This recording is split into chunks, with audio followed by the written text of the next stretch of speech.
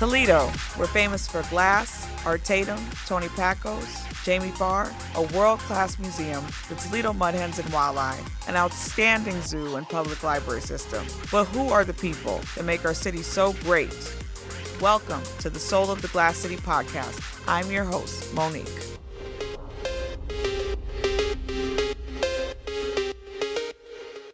So excited to be here with my special guest, newly appointed Lucas County Commissioner, Anita Lopez. Woo! Good morning. I'm happy to be here too. I'm so glad you took time out of your busy schedule to be here with me today. And I just want to ask you, if I know one thing about you, it's that you're a proud Toledoan and also a proud Latina.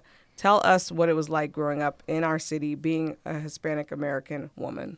Well, I was fortunate. I grew up in a very diverse neighborhood. So South Toledo, off of Broadway, we have Hispanics, African Americans, and Caucasians.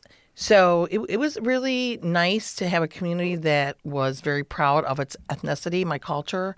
I think, we always had Mexican music playing in my house. We already knew there were Mexican-American dances taking place. We still have authentic Mexican bands that play just still in Spanish. So I was fortunate that I sort of had that hybrid American lifestyle. So mom and dad, 7 kids. I'm the 7th. I was always like the little runt of the litter. So I'm fortunate that I had a big family and a big support system. Your parents, I read somewhere that they were migrant workers. How did that, shape like your mindset as a, working woman today? I think it was important because I realized that if they could do that type of hard labor to support us, and they would take my brothers and sisters out sometimes on the weekend, if my mom and dad were short of money, there was always work to be found. So, and for me, that I think going to college and now a lawyer and what I do as a public servant, it made me realize, hey, my life is easy. Like they had the tough life and they always found a way or means to provide for the family. So I was fortunate. I grew up with real strong work ethics. What inspired you to go to law school? You mentioned that, and how did your law degree mixed with your humble upbringing help you maneuver through this life? Well, it definitely made me outspoken. I mean, I'm definitely an advocate. If I see something wrong or I think it can be better, I always remind folks that the laws in government that oversee us, they're meant to benefit the public. They're meant to benefit citizens.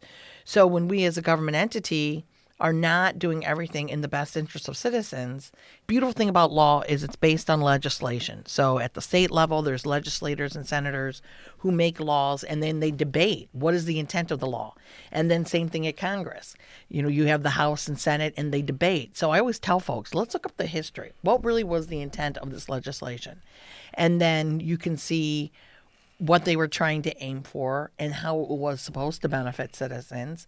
And I tell folks, okay, this is why they did that, why they passed a building inspection permit, because people were building shabby homes and they were falling apart, or electricity was being installed improperly and people were dying. So there's always a reason, even to the simplest rule in government, that really should be benefiting the people. So I could tell that you were pretty much a nerd when you were growing up, huh? I was pretty quiet. It's so funny. I went to my high school reunion and one lady said, I don't remember you. I go, yeah, I was pretty much a nerd. Well, we're all proud nerds over here, right? So you are a staple in the communities that you serve. And I totally have looked up to you for all the years that I've known of you and known you personally. Do you feel like you've been able to make a significant difference in our city with the positions that you've held in your career? I think in the last 16 years, I've been able to really pound in customer service, everything for citizens. When I worked with my seniors, one of the first things they complained about was you can never talk to a live person anymore. You have to push 1, push 2, push 3. And they felt like they were being avoided by government so that they could not hear their concerns. So that was one of the first things I did. I said, no more automated calls. A live person has to be able to answer the phone. And then even if that's not your department, even if it's not our office, get the information down and then forward the call, copy the email, whatever it may do, just everything being citizen oriented and eliminating bureaucracy, eliminating the number of hoops. Okay, if you have to appeal your property value, Don't tell them, well, you have to complete this form now. I can help you complete the form over the phone. Let's complete it together. You're concerned about your property value, which means they're usually concerned about the property taxes.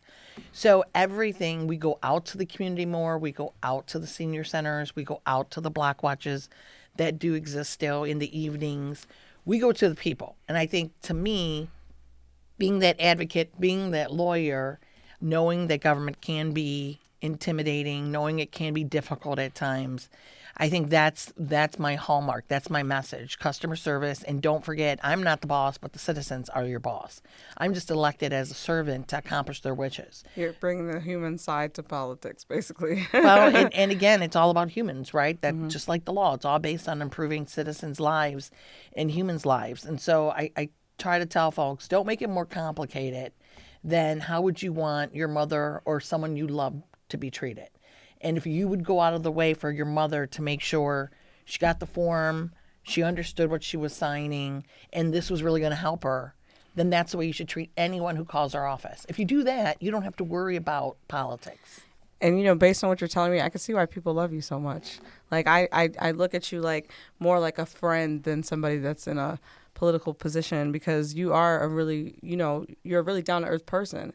Every time I see you out, it's just like you're always talking to people. You're always hugging somebody, shaking hands, kissing babies. Like, you are that person. And it's real. It's genuine. It's not, So what Thank do you love most about the Glass City? Well, I think you can run into someone you know or someone they're related to, right? So that could be frustrating sometimes, but go ahead. What do you love? Well, and I think the fact that we're very proud of our high schools. Okay, so if you're from a high school, I'm always like, go Irish, Central Catholic, and we just have a lot of community neighborhood pride. I think that's one thing. Like, I'm always telling individuals, I'm from the South End. One time a citizen said, why do you always call it the Old South End? I said, well, because it's sort of the older stock of homes. It's basically just on history. And he was like, I feel like you're downgrading. And I was like, okay, I won't say South End. I'll stop saying the Old South End. And again, just the diversity, I love that too. I mean, when you're out working in the public, you meet so many individuals who are proud of their ethnicity, from the Hungarian community to the Polish community to the German American community. We eat a lot when we go to all these events. So African American Festival, there's so many diverse things.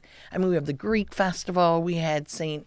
George's Orthodox Church, and they have their cuisine and their dishes.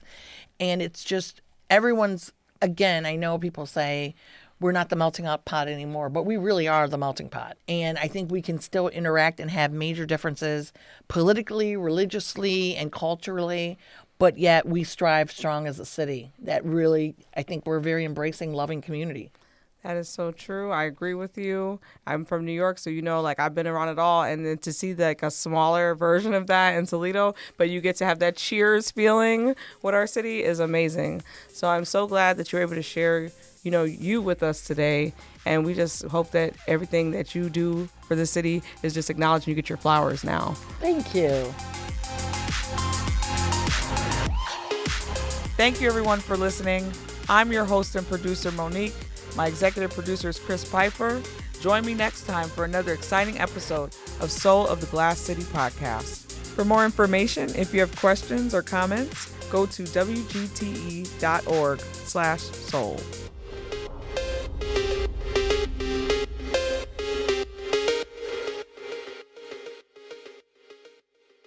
WGTE. Voices around us. WGTE is supported in part by the American Rescue Plan Act funds allocated by the City of Toledo and the Lucas County Commissioners and administered by the Arts Commission. For more information about the Voices Around Us podcast project, please visit WGTE.org. You may also listen to all Voices Around Us podcasts at WGTE.org/VAU,